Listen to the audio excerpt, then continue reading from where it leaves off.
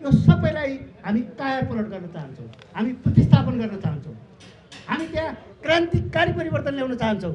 तर जुझारु सङ्घर्षको बलमा तपाईँहरूको सहयोग लिएर, युवा पिँढीको सहयोग लिएर हामीले आफैले अघि नै भनिसक्यो, हामी दुवैजनाले बार बार भनिराखेका छौँ, हामी एउटा नयाँ हाम्रो नाममा चल्ने समूह बनाउन आएका पनि होइनौँ। हाम्रो त्यो अभिलाषा छैन, स्पष्ट गर्छौँ। अझै हामी तपाईँहरूको अगाडि पूर्ण गर्छौँ र यहाँ 20वटा पार्टीमध्ये 21वटा थप्न पनि आएका होइनौँ। तर हामी एउटा नयाँ आन्दोलन सृष्टि गर्न कसिएका छौँ र त्यसको निम्ति युवा पिँढीलाई हामी अगाडि आउन आह्वान गर्छौँ। यो फेर्ने काम, यसलाई एक्जिक्युट गर्ने काम, यसको नेता हुने काम, महासचिव हुने काम, के काम यो युवा पिँढीको। हामी त यसलाई गाइड गर्ने, तपाईँहरूले हामीलाई हाम्रो पनि योगदान चाहनुभयो भने as a teacher, as a सल्लाहकार, तर त्यो अहिले माओवादी र एमालेमा जस्तो डम्पिङ सल्लाहकार होइन, डम्पिङ गर्ने सल्लाहकार होइन। हामीले दिएको सल्लाह सुनिनुपर्छ। अब यस्तो विधि बनाउनुपर्छ कि तपाईँहरू युवाहरूले जुन पार्टी बनाउनुहुन्छ त्यसमा हामी पाकाहरूले दिएको सल्लाह चाहिँ सुनिनु चाहिँ पर्छ, त्यही एक्जिक्युट हुनुपर्छ भन्ने छैन। तर द्याट मस्ट बी हर्ड, त्यसलाई रेस्पोन्स चाहिँ गर्नुपर्छ तपाईँहरूले। त त्यो खालको हामीले योगदान गर्न खोजेका हौँ। अब जहाँसम्म प्रभाकर कमरेडको बारेमा यो कुराहरू ल्याउनु भएको छ, धोकाबाज, इताबाज भन्ने कुरा जे भइरहेको छ, अब यस्ता धेरै आक्रमण होला, त्यो अरू कुरा त उहाँले बोल्नुहुन्छ अहिले। तर अब हामी त्यो त्यता समय फाल्दैनौँ, त्यसमै हामी अल्झिरह्यौँ। अब माधव नेपालको जवाब, प्रचण्डको चाहिँ अर्कोबाट कोही प्रचण्डले नै केही लेख्नु भएछ भने जवाब दिउँला, प्रचण्डले नै फेसबुकमा केही लेख्नुभयो भने जवाब दिउँला। तर अरूलाई हामीलाई हेर्ने फुर्सद पनि छैन, जवाब दिने फुर्सद पनि छैन। मुख्य कुरा हामी अगाडि हेरिराखेका छौँ, हामी नयाँ पिँढीलाई हेरिराखेका छौँ र अहिले जो मान्छेले इक्वेसन हेरिराखेका छ नि, यो चुनावमा यस्तो फेरि काङ्ग्रेस फेरि एमाले होइन, अब नयाँहरूको लडाइँ हुन्छ। अब जेनेरेसनको परिचयबाट उनीहरू आर्थिक परिचयमा, सामाजिक परिचयमा बदलिएर पार्टीहरू खोल्छन् र अबको धम्साधम्सी भनेको चाहिँ युवा पिँढीको, अबको राजनीतिक प्रतिस्पर्धा भनेको युवा पिँढीको र त्यो युवा पिँढीको बिचमा चाहिँ यो गरिबहरूको, मजदुरहरूको, किसानहरूको, महिलाहरूको, उत्पीडितहरूको आवाजलाई गुन्जाउने एउटा युवाहरूको पार्टी पनि अगाडि जाओस् भन्ने चाहिँ हाम्रो अभिलाषा हो। बाँकी कुरा कमरेड जनार्दनले जवाब दिनुहुन्छ। म एउटा प्रश्नको जवाब दिन्छु। मैले यो राजनीतिमा लागेको 50 वर्ष पुगेको छ है। जुन पार्टीमा म छु त्यो पार्टीमा 50 वर्ष भयो। मैले 13 वर्षको उमेरदेखि लागेको, 13 वर्षदेखि आजसम्म कुनै दिन विश्राम लिएको छैन। निरन्तर जनताको सेवा गरेको छु।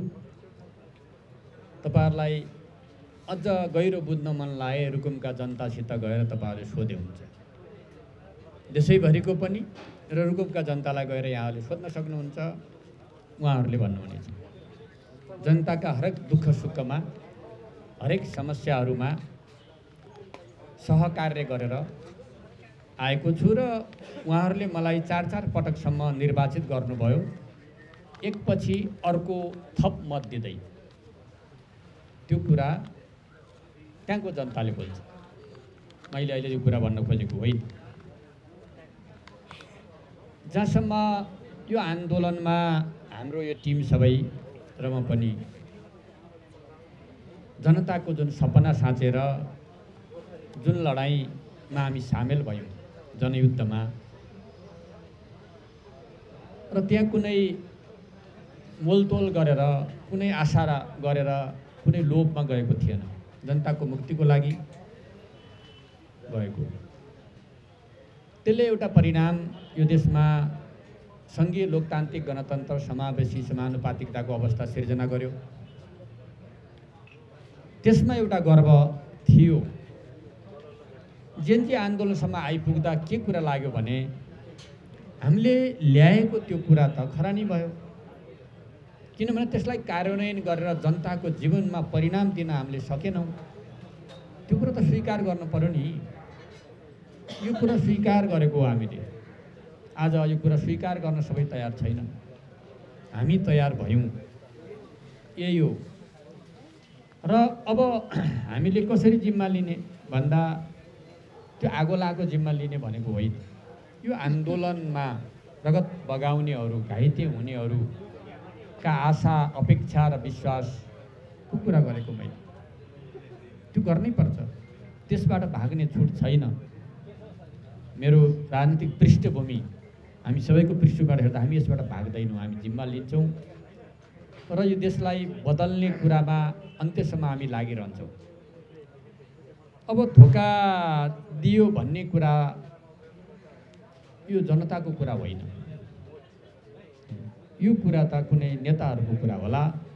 ती नेताहरूको उहाँहरूको शासन, उहाँहरूको मोनोपोलीलाई, उहाँहरूको विधिहीनतालाई, पद्धतिहीनतालाई, होइन, जनताको आकाङ्क्षाभन्दा फरक ढङ्गले गर्ने व्यवहार संस्कारलाई धोकै हो, दिएकै हो, दिनै पर्छ।